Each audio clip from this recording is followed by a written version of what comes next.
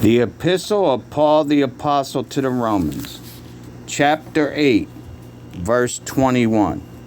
Because the creature itself also shall be delivered from the bondage of corruption into the glorious liberty of the children of God. For we know that the whole creation groaneth and travaileth in pain together until now.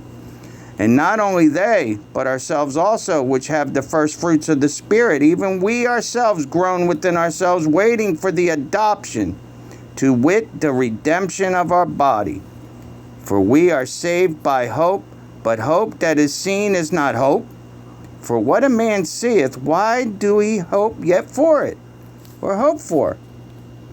But if we hope for that we see not, then do we with patience wait for it.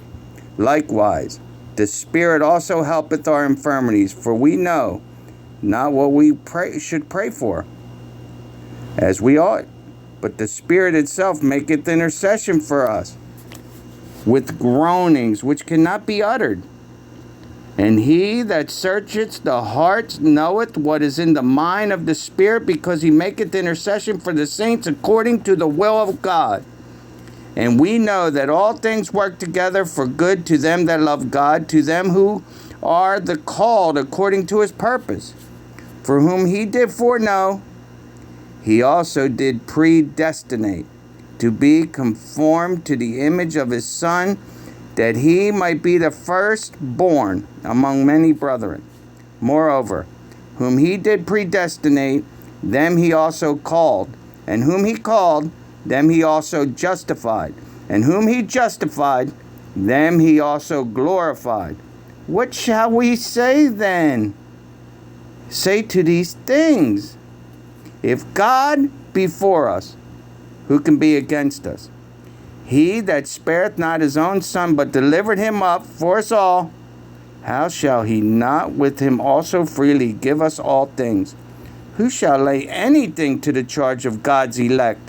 It is God that justifieth. Who is he that condemneth? It is Christ that died, yea, rather, that is risen again, who is even at the right hand of God, who also make intercession for us.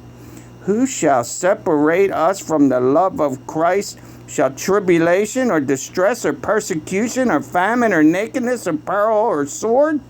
As it is written, for thy sakes we are killed all the day long. We are accounted as sheep for the slaughter. Nay, in all these things we are more than conquerors through him that loved us. For I am persuaded that neither